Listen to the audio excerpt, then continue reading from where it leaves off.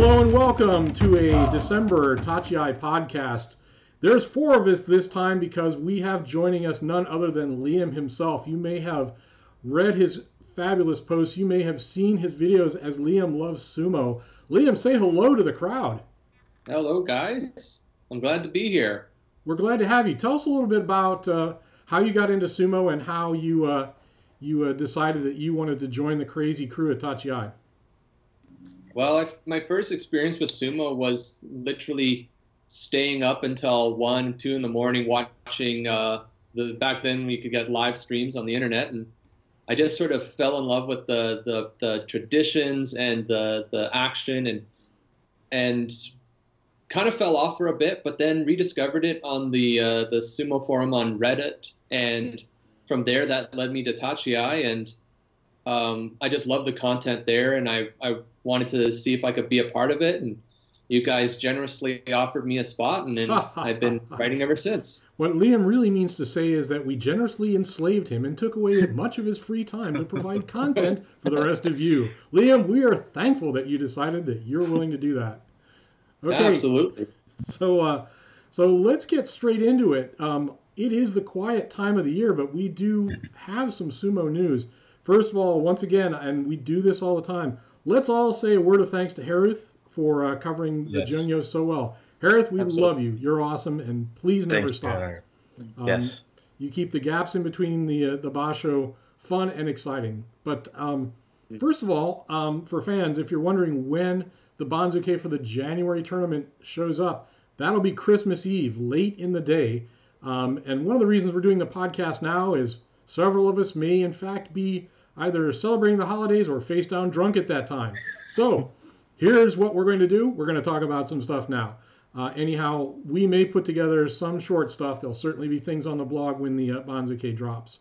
But on the back of that, let's talk about this amazing Kyushu Basho, the November tournament in Western Japan that just wrapped up. Liam, you're a new guy on the block. Give us a brief summary of your opinions of what was probably one of the more interesting tournaments in a while. Yeah, well, I was really excited by Takanoiwa Intai. He really made a fan out of me. Personally, if I'm thinking about the guys that I follow, it wasn't a great basho for them. A lot of my guys like Kagayaki, Asanoyama, Ichinojo, all just did not perform. Kagayaki, 5 and 10. Yeah, just poor guy. Just really poor. So it was a little bit rough to watch those guys go so terribly, but overall I was pretty excited about the end result. Cool. All right, Josh, thoughts about Kyushu? Well, we talked about this a little bit the last time we spoke on the last podcast, but it's such a weird event when you have a tournament that's a Nokozuna tournament, because so much of the live experience of sumo is the Yokozuna Doyoiri, and then they're competing in the Musubi no Ichiban at the end of the day, and these are the matches that everybody looks forward to, and we didn't really get to experience that. You could say even when Kaseno Sato was there, he was there in name only. His body was there, but his sumo certainly was not there. So it was a little bit of a weird tournament, and then you had Takayasu. We'll talk about him in a bit, but he was kind of assuming that bridesmaid mantle that we know Kiseno Sato had for so many years. Yep. So it was strange. It was a tournament of transition, I think, for me, and I think a lot of other people might have felt that way too. Yep. Andy, thoughts on the Kyushu Basho? Yeah, I was a little bit disappointed that Kaisei had those Kyujo issues. I was very, very happy that a lot of our veterans did so well, like Myogi Ryu, Tochiozan, Shohozan. They'll all be either Sanyaku or in the Joy coming up, and it'll be good to see Kuroshogiku coming back up and competing against the elite. So it was a mixed bag, but it'll be nice to see Gagamaru and Sokokurai back up in Juryo. Hopefully they'll be back up on their way to Makuuchi soon. So you brought him up. Let's. I just want to drop in one little piece about Koto Shogiku. Herouth reports and has pictures to back up that he's doing back bends during the the western leg of the Jungyo. I am hoping we will see him decide he's high enough ranked again sometime in 2019 that he takes that up again. The crowd loves it. We love it. Come on, Kyushu Bulldozer. Let's see it happen. So unfortunately, not all the news is as joyful as that. We had a kanban, a brand name Rikishi, get into a scandal and quickly retire. None other than Mongolian Takanoiwa, who many fans will remember was the target of a karaoke remote beating by former Yokozuna Harumafuji, which caused him to leave the sport as well. So now Takanoiwa is out. He beat up one of Itsuki Beto and fell on his sword. And his new stable master, in an interesting contrast to Takanohana, sort of rapidly wanted to launder this scandal out. So Josh, thoughts about what happened with Takanoiwa? Well, Bruce, I think it's a weird ending to a weird saga. I think it's probably difficult, for sumo fans not to connect this with, all of the events of the last year, even if they were independent events. And I think probably everybody who touched this is happy to draw a line under the situation and move on. And sumo keeps going, and I think it's important to remember that this is now going to open another position for someone else to take their place in the top division. And that's ultimately a good thing for sumo. So it'll be interesting to see who the beneficiaries are, not only at Juryo level, but Makushita in the next Banzuke, because we expect that Takanoiwa will be on this Banzuke, even though, or it'll be a blank space, even though we're obviously not going to see him. So, who it'll be the next time as we go into Haru that benefits that from that, either coming up from Makushita or an extra spot coming up from Juryo will be a really interesting thing. Wow, interesting. Andy, thoughts about Takanoiwa? Yeah, I mean, Liam had mentioned all of the tradition and symbolism in sumo, and this is one where, right there at the Tachiai, you got the line in the sand, and I'm hoping that this is where we finally are able to draw a line in the sand under the for that Harumafuji event and move forward. I mean, everybody involved is gone. And we're going to be going through quite a bit of churn as it is with with our Makuuchi leadership. So I think that it will be a small story to start the year. I think bigger ones are coming. Yep, I think so. Liam, thoughts on Takanoiwa? Yeah, I just think it's sad that he didn't seem to take much from what happened to him when he was in that position. Right.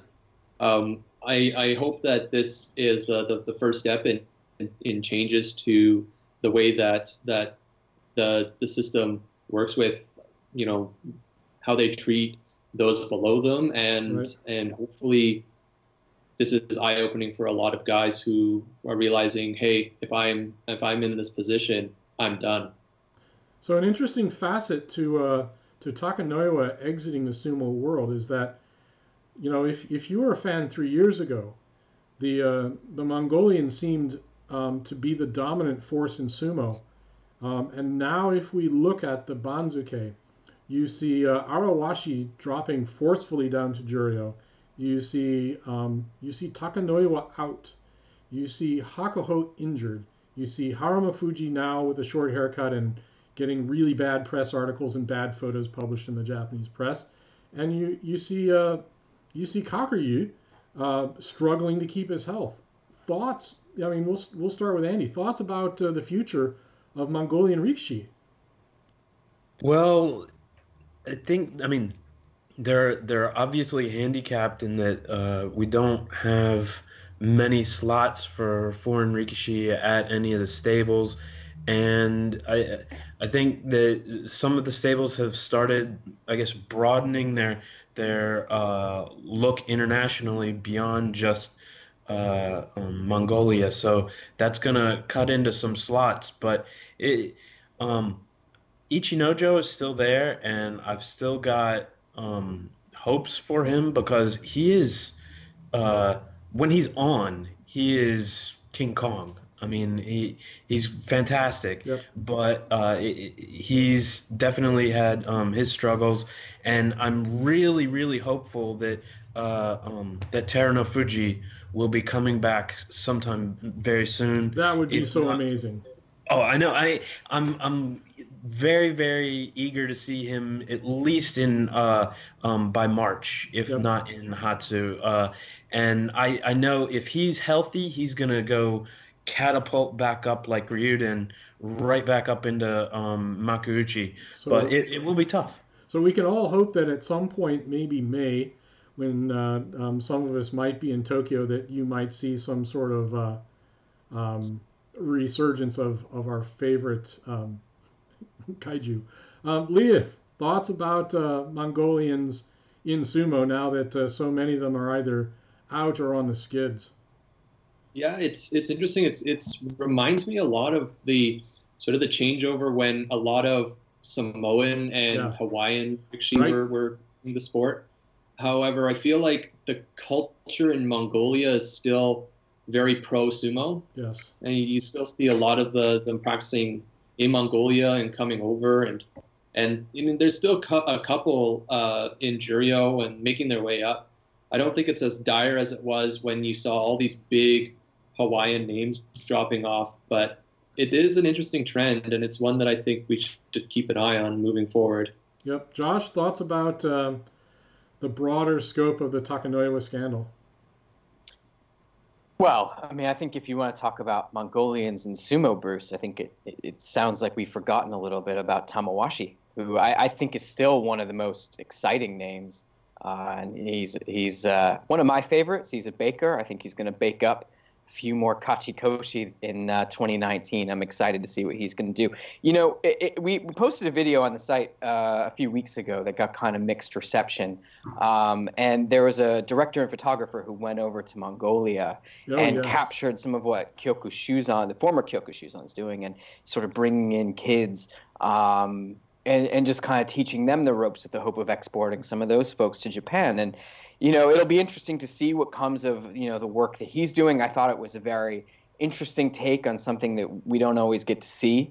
And don't forget also, you know, down in Juryo, you've got Mitoryu, who is, you know, very much hyped. You've got Hoshoryu coming, you know, a couple divisions down. And so I think there's still folks there. I kind of dodged your question a little bit on the broader ramifications of Takanoiwa. But, you know, I think that there's still another wave there. And, you know, as we said earlier, when someone goes out, it creates another opportunity for someone to come in. And that's going to be the case here. So I think in general what we're seeing is merely another facet of what I think is going to be the main story of 2019, which is the great turnover. A lot of Kanban names are going to hit the exits, and we're going to see 2020 with a lot of fresh faces. And I think this is just a symptom of that, is that these things happen across the sumo world. So let's get into one of the things we like to do on the podcast. We call it the Genki Report. It's who's up, who's down, who's doing well, and who's hurting right now. So we'll start at the top of the Banzuke, none other than Hakuho, the boss himself. Liam, thoughts about what's going on with Hakuho? He sat out Kyushu. Yeah, he had some surgery. He's looking a little iffy still, but he showed up at Jungyo and is trying to do stuff. Thoughts about the boss? It's confusing. Honestly, it's beyond human comprehension sometimes. You see pictures of him hobbling into whatever arena or location they're at. He needs support by one of his Tsukibikto to just get into the building. And then on the next day, you'll see him lifting Takayasu. And it boggles my mind because you can't really peg down where he's at health-wise. So I'm honestly, I'm a huge Hakuho fan. I'd love to see him compete. But he's just too much of an enigma for me right now to peg if he's Genki or not. Josh, thoughts about Hakuho? I don't think he's Genki. I think he's still quite a ways off. And, you know, part of recovery is being able to consistently do top-level bouts against good quality opposition, not, you know, hanging around fighting guys who are, you know, Maegashira 15, 14, 13 as part of your recovery. And that's why we see someone like Kiseno Sato not doing Sanyaku level sumo. Yeah. So, in the interest, I think, of Hakuho 2020, which is what we're all looking forward to, the Olympics and everything else, I think it's not a big deal for him to take January off, and I hope that he does that. Yep, interesting. All right, Andy, thoughts about the boss? Ditto. I hope he takes January off. I don't think he's ready, and if he does start, I don't think that he's gonna finish Hatsu, and that's why. I mean, I'd really, like Josh said, I would like him to come back in March when there's just no doubt that he's not only has healthy knees, but he's been able to practice really, really well with with top level guys, and is ready to compete at a level that we know he's capable of. So next one down the list that I'd like to bring up, Kisena Sato. So Kisena Sato had no wins at Kyushu and was frankly kind of really very worrisome. The one thing that underscored to me was, where the hell did September come from? September he went 10-5. He got a Yokozuna's Kachikoshi, and it looked like he was back. So fans thought going into Kyushu, lone Yokozuna, maybe he's going to get his third Yusho. Instead, he more or less had to walk out with his tail between his legs. Josh, thoughts about Kisena Sato? Mm-hmm. Yeah, he's someone who I like a lot. I think, like a lot of people, my admiration for him since he was promoted has grown quite a bit. But this is a saga that, for me, if I'm honest, is just woefully short on intrigue at this point in the game. He had a much kinder fixture list in November, certainly to your point, than he did in September. Yokozuna, the other two Yokozuna, I should say, didn't show up. We knew that ahead of time. He still managed to get himself in all kinds of trouble before he even got to the point of the tournament where he would have benefited from that. So, some folks are expecting that January could be his last stand. Obviously, he has his Kabu. It's vacant. He doesn't have that on loan to anybody right now. And people are talking about him preparing for his next steps in his career. But what will be, will be. All right. So you think that if we all go in May, that he'll be wearing one of those sort of blue uniforms, taking tickets at the gate? That'd be kind of fun. I think he might be wearing a black uniform, but we'll see. We'll see. I think either way, you don't have a good shot if you're all out there in May of seeing him on the doyo. That would just be my speculation. Andy, thoughts about Kiseno Sato? I think that if he hadn't had that other injury to kind of blame the poor performance on, he would have already retired. We haven't seen him in Jungyo, and I think that he's going to be, under the gun to really perform in January. And if he doesn't pull out another 10-5 miraculous 10-5 record, then we will see him retire.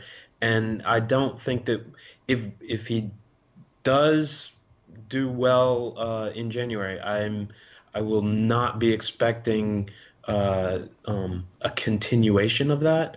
I think it will be a one and done after that. But honestly, I think he'll struggle to get the one. Okay, Liam, thoughts about Kiseno Sato? Yeah, it's just sad. I mean, before November, all accounts, he looked like he was doing better than he had in a while, and then just nothing.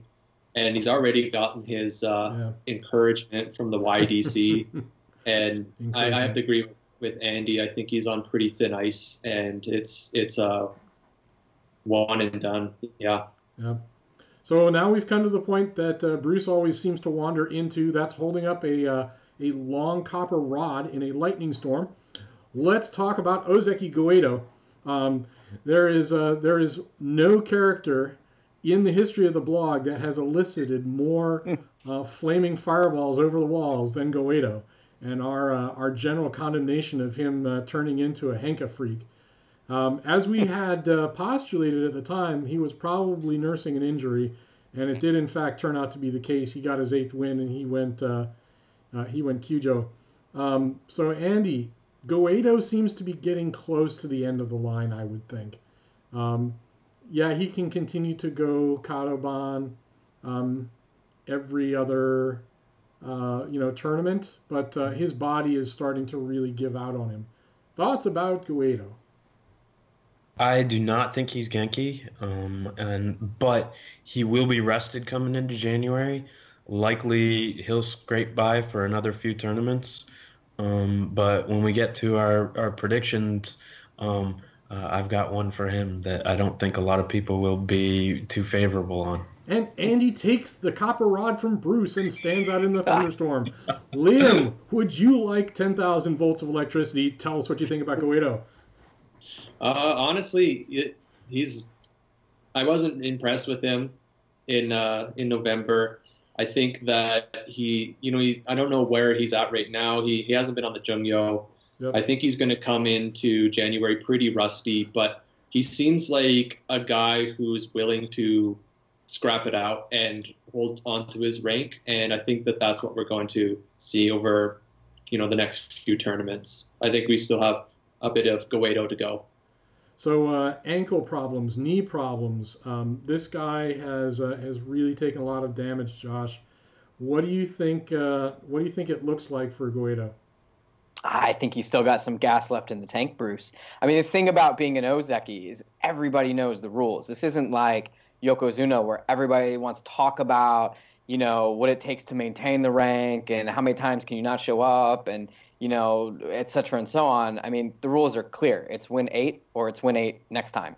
So, if he hankas his way to a situation where he's got 8 and he's clearly injured and he pops out of the tournament, in a tournament where he was until that point looking okay, if not great, then you know what? Fine. I mean, he bought himself time and he got the hell out of there and he took advantage, or I should say others took advantage of the easier schedule from there on out, and that's how sumo works. So I don't think it's a big deal. I think we're going to see more from him in the future. Am I going to sit around and say like, oh, he's going to take advantage of this Yokozuna vacuum and power his way to the top rank? No, I don't think so. But, he's sort of mercurial, and I think he's always someone who's got a title challenge in him.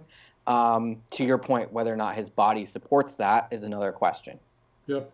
Yeah, I would agree. So rounding out our Yokozuna ranks, Kakuryu. Kakuryu is a kind of unique individual in the world of sumo, especially because of the way he conducts his bouts. But since he was promoted, he's been nursing injuries, back, legs, knees. He mangled his hand not too many tournaments ago. But, he keeps working to show up, and he keeps getting on the doyo and giving it everything. Liam, thoughts about Kakuryu? Yeah, he had a pretty good 2018. I mean, 2 Yusho. That's pretty great. Whether or not his body can hold up throughout the year, that's to be seen. I think he'll start January. That's just a hunch. Cool, not really that'd be based great. on anything, just the feeling. But that's kind of how I approached Kakuryu because it's hard to peg him. Yep. Josh, thoughts about Kakuryu?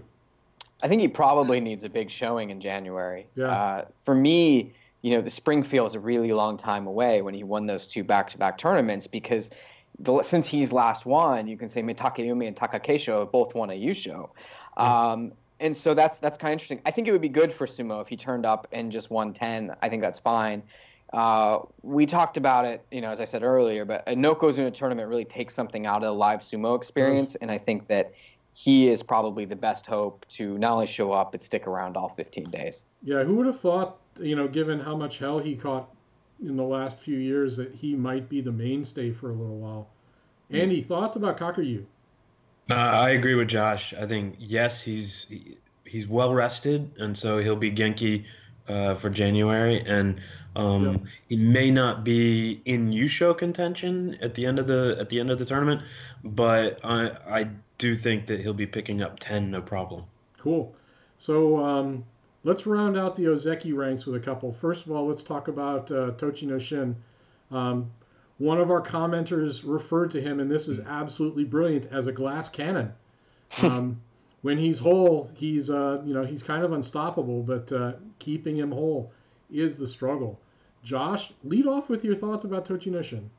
Well, rewind a year for a minute and remind yourself that no one would have expected this guy to be in this position now. And so you have to applaud his year and everything that he's done for sumo, both in Japan and abroad. And a few months ago, we were all really excited about his sumo. He looked unstoppable. And I still think that he will show that form from time to time. I think so too. But for me, it's possible, and this might be a little bit unpalatable for some people, but I think it's possible his ceiling is similar to Goeido in the sense that he may put on a challenge from time to time. He may even go win one, but he may get let down physically from time to time, and maybe more than a lot of his fans would like.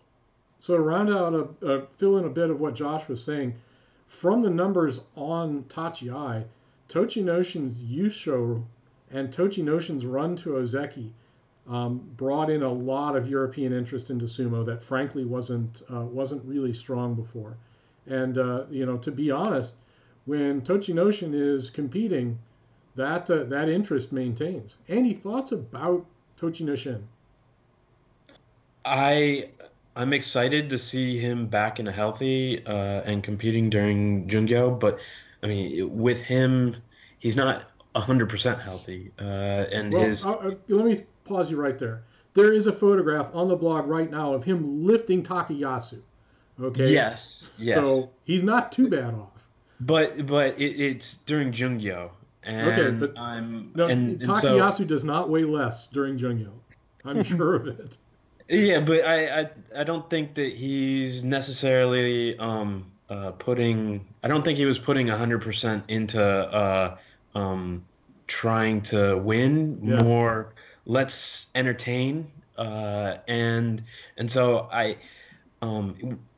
hope Tochinoshin does not go and try to kaiju his way to another Yusho, because I think that knee is not necessarily in a super stable condition, but I definitely think that he's capable of Kachikoshi, maybe 9 wins, but it is definitely tricky to just, I guess, kind of guess how stable that knee really is without being able to see the first couple of days.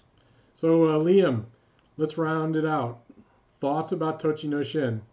Yeah, I'm kind of on the same line as Josh about him. I think that he still has a lot to show, and he's going to be a staple of the top of the Banzuke for a while to come. And he strikes me as a guy that is going to be out there making it interesting. I could see him picking up a couple more Yusho. He strikes me as one of those guys who could be a good, almost great Ozeki, but I don't see him ever really seriously contending for the top spot. But I do think that there are going to be a lot of times in his future career where he's going to be struggling for those 8 wins. Yep. I guess it's going to go in ebbs and flows. Yep. So I guess that takes us to Tochinoshin's barbell as of late. None other than Takayasu, who, Josh, I was very delighted to hear you talk about how he's turned into the replacement Kisana Sato in that he's picking up Jung Yushos. He's always number 2, but something short of being number 1. Andy, sorry, we're going to talk about you, Josh, and come to you last. Andy, talk about the big hairy monster Takayasu. This guy has a lot going for him. Can he bring it all together? Yeah. Yes. I do see another Yusha for him in this year. I'm not sure about Hatsu though. He did really, really well in November in Kyushu, but somehow I get the feeling that he's not 100%. And so, yeah, I will be pleasantly surprised if he picks up another 10 this tournament. That'd be good. Liam, thoughts about Takayasu? Yeah, I have a feeling that from here on, like you said, he is very much the new Kisano Sato. But I'm hoping that this time around, after he came so close to that Yusho, that it's going to be getting that taste is going to be the fire that really lights up underneath him and pushes him to that next level. Because in the past, when he has Jun Yusho'd, it's been something like 13-2, and he's been in that area. But this time, I think that being so close will be the catalyst for a potential Yokozuna run for him. Wow, that'd be great. Okay, Josh, tell us about your thoughts on Takayasu.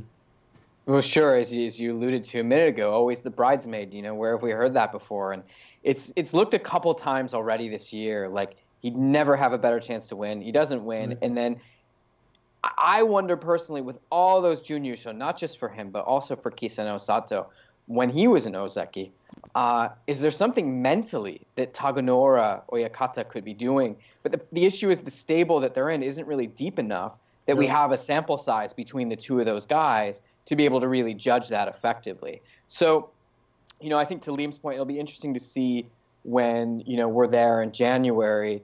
Is he really going guns blazing and sort of using that as the inspiration to push on? Or is he going to continue doing the thing that we all know? He comes out, the shoulder blast, and some kind of chaos, and then he gets control of the situation. He kind of uses all the tricks in his bag to get himself to 12, 13 wins, but he ends up one or two short. Yep. We'll see. Could be. So let's move on and let's talk a little bit about 2018 year in review. I like to call 2018 the year of the tadpole because we saw two of this group of Rikishi that have sort of very bulbous body with sort of short limbs. I jokingly started referring to them as tadpoles, and it seems the name is stuck.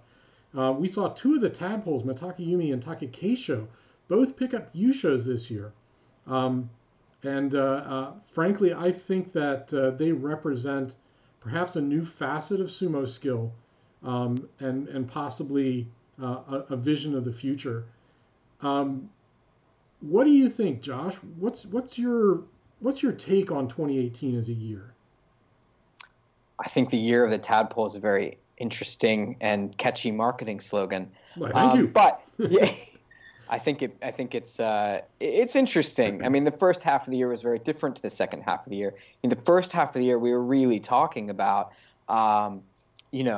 what's happened to all these guys who we were calling the tadpoles. Takakeisho and Onosho is actually still dealing with some injury problems, and Matakayumi, there is the question of whether he would ever be ready to take the next step. And he was kind of treading water for a bit as we were seeing, Tochinoshin and Kakuyu make the next move. I mean, if you had said a year ago about Matakayumi, he's going to win a Yusho, but he's also going to get surpassed by Tochinoshin and Takakeisho and end up lower ranked than he was to start 2018. I think most people would have thought that was really far-fetched. It's interesting. I think there are a couple new waves, as you've talked about, Bruce. You have this group called the Freshmen. Yep. Herouth has been referring to another group of people called, maybe we should call the Pixies. Yep. That I think, I'm not sure what their indie rock credentials are, but I think that we will see a lot of those guys in the top division next year. So I got some of their CDs, man. The Pixies were hot for a while. Yeah. It's interesting. I think there's a lot of work there to be done for this group that you call the Tadpoles. They're sort of they're coming into their own, I think. One of the things that I thought was kind of interesting to see, just to play off of what you said, is Matakayumi's fade into the second half after his Yusho. He really faded after his Yusho,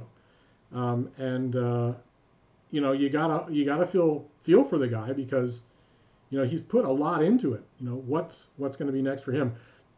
So Andy, thoughts about 2018? You don't have to talk about tadpoles. What was your sort of take on the year? I've been pleasantly surprised by, I guess, the resurgence of some of the veterans. But I think 2018 has been marked by just so much flux, especially in the Yokozuna ranks. We're going to we will definitely continue to have a lot of flux in that rank. And in the Ozeki rank as well.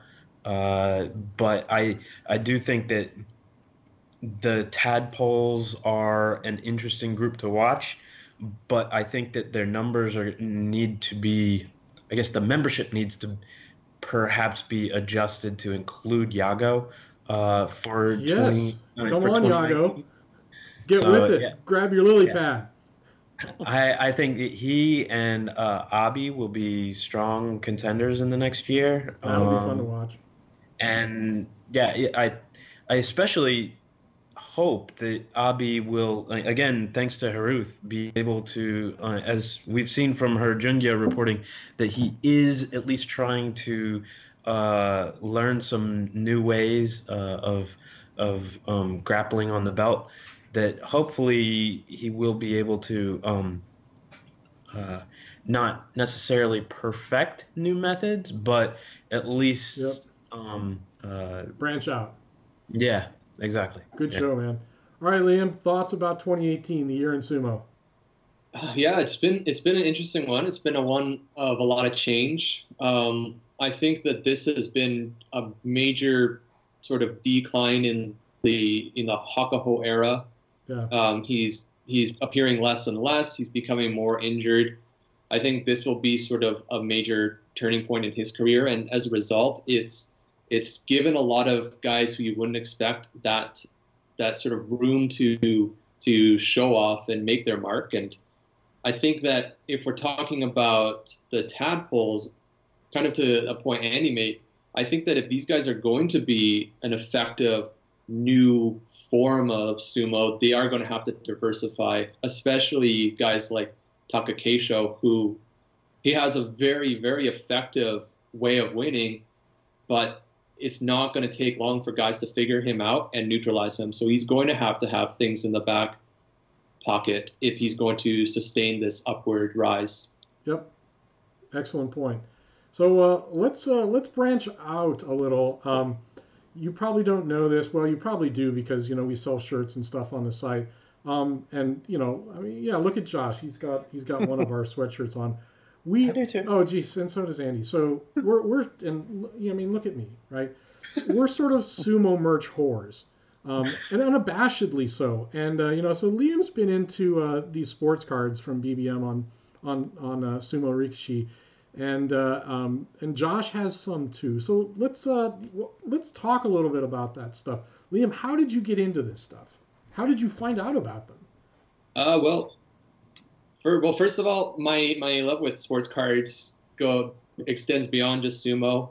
I am a Canadian. I love hockey, and I've been into hockey cards for quite a while, and then so it was kind of a natural progression. Once I found out that you could get sumo cards, I just sort of jumped feet first in, and there are a couple places where you can get them online. I'm going to shout out to Big Sumo Fan, which is a great site for merch. He has a lot of really cool stuff, including these sumo cards packs. So I started getting those, and right around then I was starting my YouTube channel, and YouTube is all about the opening and the unboxing. Let me pause you.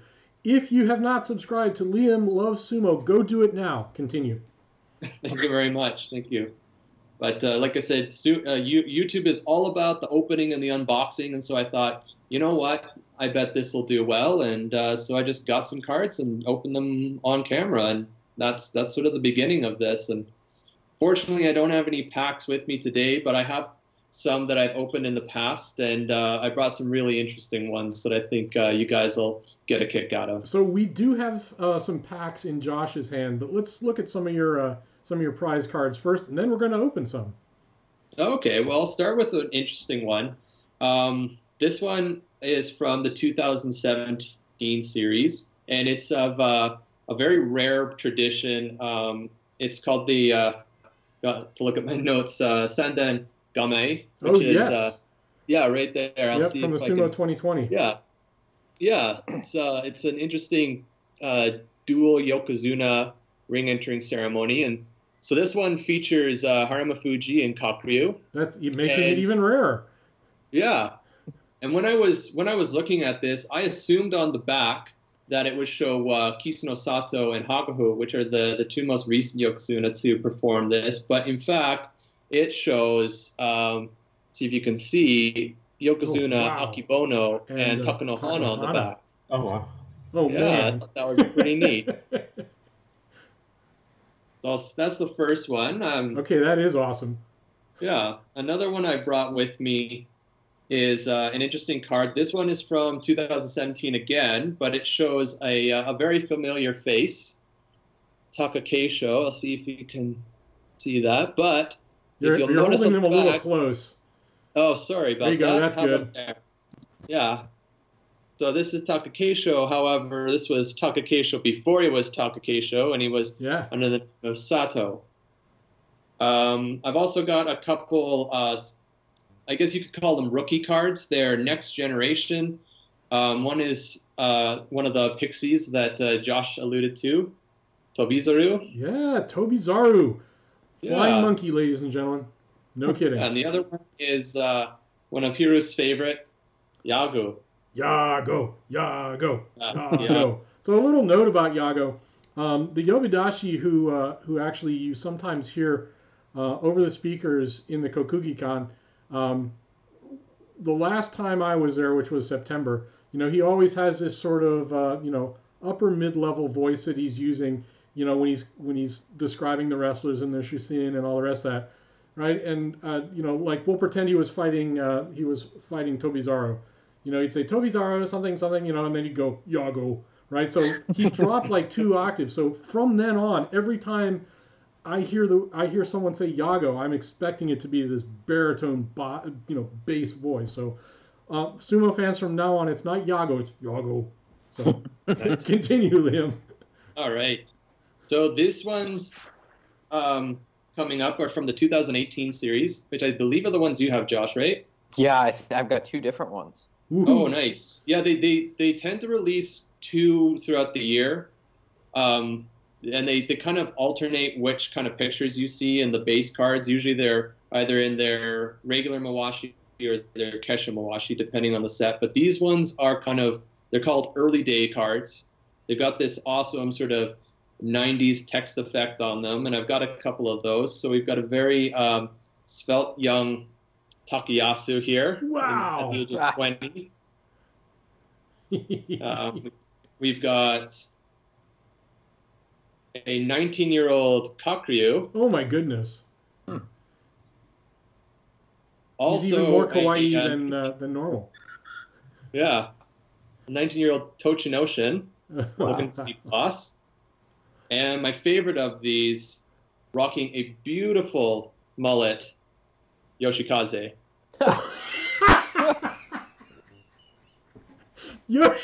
Put that back. Put that back up. I want to see it again. Don't worry. Oh this isn't even the best one. I've got one more that just blows this one out of the water. In my opinion. Go ahead. But you're going to have a tough time topping that one. This one is from 2017. It's a behind-the-scene cards of everyone's favorite Kyushu bulldozer out for a little ride. The helmet does it, man. Yeah, it's like a Devo energy dome. Yeah. Yeah, those are the cards I brought. Those are awesome, Liam. Yeah, they're great. If you haven't picked up a set, I really encourage you to. They're really nice. They also have some autograph cards in there. They're pretty rare. I'm still looking for some, but man, that would be a great bit of Sumo merch to have. Awesome, thanks. Okay, Josh, you're up, man. You got 2 packs. Oh, I think Andy was going to jump in real quick. Well, no, I just wanted to see that Tochinoshin one more time. It looked like Kota Oshu.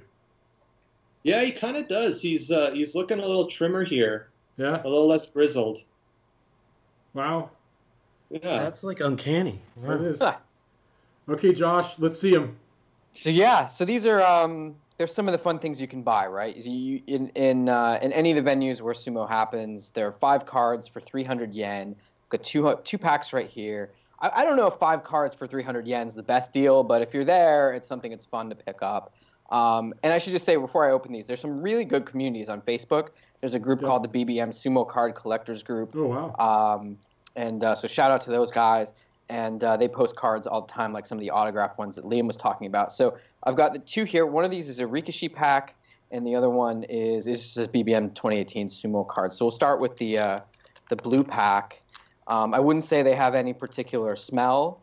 If you're someone who's interested in that, boy, I don't want to damage these cards. So yeah, as I said, 5 cards in the pack. This is the Kesho Mawashi pack, the Rikishi set. The first one we've got here is Kaisei. Oh yeah. So that's a good get. I should also add, as you're looking through this, if you open them on the spot, like in Kokugi-Con, the vendor there sometimes will let you trade. So if there's one card you don't want, which in my case, sorry Andy, was Myogiru, you'll be able to pick one of the ones that someone else didn't want. So I was able to trade a Myogiru for an Ono show, which I was really excited about. So we've also got in this pack, Daisho has just come out of this pack. We've got a really good get here. We got Yokozuna Kakeru. Oh, very nice. We have a Next Generation card, which Liam was referring to for Tsurugi Show. Oh yeah. And we have an Upset card, which I think these might be somewhere rare. This is oh yeah, Mito Izumi. Oh wow. Go back to a U show. So these are the 5 that we got in the Rikishi pack. In the interest of time, we'll keep this moving along, and we're going to open the white pack of the 2018 Sumo cards. They don't open necessarily super cleanly. Yeah. We've got one in the front that has some kind of Sakura cherry blossom thing going on. Oh, Bruce, you're going to be excited. I might leave that one till the end. Oh. So we've got we'll start here with a behind-the-scenes photo card from Amanishki's birthday. Oh wow. So that has come out. Uncle Sumo. First. I know. I almost wish I left that till last. Now, Koto Echo with nice little flowers around the outside. Might have to send this one to Andy. It's Sokokurai. Oh, cool. Yeah. Getting ready to do his Shiko. This is very exciting. I'm excited for this. We've got Big Gun Shohozan. Yes. And you'll have to tell me if I'm doing this right, Bruce. It's Yago. Yes, that's right. Yago. So that's a pretty good haul. I like the fact that you do get, one kind of special card in each pack. So that makes it a little nicer for the price. Okay, that's pretty damn awesome. Nice. Thank you guys for sharing. So let's head into the home stretch. Let's talk about 2019 predictions, and let's go with Andy first. What do you think is going to happen in 2019 in sumo? All right, I'm gonna go a little bit more crazy than usual and call for. By the way, let me put you on pause. Sorry. These are what I would refer to as the always regrettable predictions. So yes, go ahead. Definitely. Well, I'm going with Takakeisho Ozeki and then Yokozuna run by November. Oh, wow. And we'll have quite a few retirements. I'm looking at in the direction of Kisuna Sato, Goedo, because I think he may be a little bit more injured than we really think, and Koto Shogiku. And then I'm a little bit interested with the progression of former Takayoshi Toshi, Takanofuji, to see whether he makes it up into the Makuuchi or is forced to retire from a new scandal. And then I guess in a little bit of lighter news, I am hoping for health recovery from Akebono and some barbecue news from Konishiki. I'm hopeful that in May we'll be able to hopefully see some. They do Hawaiian events around Yokohama and in Tokyo sometimes, so I'm hoping to be able to check out some Konishiki barbecue. Cool. Yeah, well, let me just jump in there really quick. Yeah. I mean, I obviously got to do that earlier this year. So for folks who, heard what Andy's talking about right there and want to check it out, there was a Konishiki, he called it a barbecue event. Some people from Hawaii thought that was not correct. It's a Hawaiian plate lunch. But regardless, if you go on Tachiai and you search for Konishiki barbecue, you can see some photos from the event and check out what we all might get to experience again, hopefully next May. Cool. All right, Liam, predictions for 2019. Oh man, if you've ever seen my videos, you'll know that my predictions do not pan out. But always regrettable I'm predictions, but let's have them anyways. I'm gonna say that Ichinojo getting shoved out of the Sanyaku. I think he's gonna bounce back big time, and I'm gonna boldly predict that he's back at Sekiwaki and threatening at Ozeki for this year. I think that we are going to see the Yokozuna ranks go down to 2. And I think that, unfortunately, it's going to be Kisano Sato biting the bullet. I think Takakeisho is going to, unfortunately, have a bit of a setback, Basho. I do think that people are going to start to figure him out and that he's not going to be as effective, but I think it'll just be a speed bump in his career, and I think that he will be at one point wearing that black Ozeki Mawashi. And just a general one, I'm hopeful that the site will continue to grow and that we'll get some really good content, and hopefully we'll be able to make our mark in the sumo world even more this year. I like that, Liam. Thank you. All right, Josh. Yeah, sure. I've got all kinds of thoughts. I think, Liam talked about Takakeisho right there, and I think consolidation really isn't a bad goal for him. I actually wonder, he needs 11 this time to get promoted to Ozeki, 33 wins over 3 tournaments in Sanyaku. If he did, I wonder if it might come a little too soon anyway. So I think a good tournament from him is fine. He actually doesn't have a good record against the Yokozuna, who are not Kisano Sato. So, if Kakuyu does show up, that might pose some problems for him. But, speaking more broadly, I think we thought there might be all kinds of Intai this year. But here we are, and it's December, and we're talking about who's gone. Well, Haruma Fuji's gone, and Takanoiwa's gone. So we really didn't see too many of that at the top levels. I think that could change, but maybe a little bit further down, Amanishiki, how much longer is he going to hang around? Takekaze, guys like that. Speaking to Abi, I think it may have been Andy who spoke to this earlier. I think it's going to take some time for him to put that complete sumo together. Last time we did one of these, I said maybe he gets 6 to 9 wins at Kyushu, and that's what happened. I think that's fine if he continues to do that while he's figuring himself out for a little bit. But he is a superstar personality. I think he is going to be even more of a superstar next year. And I think if he can develop a rivalry with some of these guys who are really popular, like Mitake Yumi, I think that would be great for sumo. And then, one last note about that group we were talking about earlier, the Pixies. And there's no Frank Black-looking character among that group. But, these guys could be kind of the next wave. And you said Tadpole Wave and the freshman. Teruto Yoshi's coming up.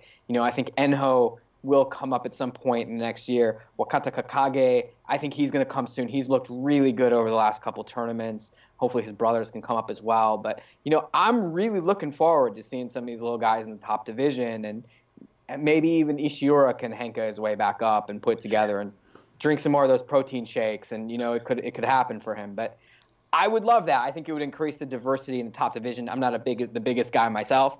So I root for these guys, and if they can stay healthy, they'll all come up. Right on. So I'll close out with mine. I think we're going to have at least one Yokozuna retire. I think we'll have at least 5 Makuuchi retirements. I think we'll see a new Ozeki. However, I think that we are going to see, I know there's a lot of focus on Takakeisho, and he's done remarkably well, but I personally believe the stronger and more diverse tadpole is Onosho. And we will, I believe, see them trade places. And it may be Onosho who makes the Ozeki bid and perhaps even gets it. I also think we're going to see Ura back as a Sekitori this year. I also think we're going to see Masashi Kuni possibly become a Sekitori as well. Will he break out of Juryo? I don't know. But having met the guy in person, he has enormous hands. You can't believe how big this guy's hands are. But I think in general, 2019 is going to be more of a transition year even than 2018 was. I know a lot of people who have sort of gotten used to the way sumo works have been complaining about these Basho Light and how sumo stinks and it's like it's not as good as it. Back in the day, we had some real sumo. Well, it's when no one can lay claim and be the most dominant rikishi that I personally feel sumo gets the most exciting. You start any basho not knowing who's going to survive or who's going to walk away with the hardware, and that's where it's at. So one last thing before we sign off. There has been a rumor, and I would like to say there is some merit to the rumor that quite a few of us may show up at the Kokugi-Con in May. How many right now? Don't know. But there is a good chance that we may be doing podcasts, we may be doing posting from Tokyo during the Natsu Basho. So if any of the rest of you are going to end up showing up there during that time, we'd love to say hi. Maybe we'll put something together where everyone can join in, eat some chanko and raise a beer or two. And so with that, I'm going to say it's time to sign off. Liam, Andy, Josh, thank you very much for your time. It's been a great podcast. I hope all of you guys have a Merry Christmas, Happy New Year, Happy Hanukkah, whatever holiday you celebrate. Enjoy it to the fullest. And remember, when you want to know about sumo, think about Tachiai. Take care all, and looking forward to 2019.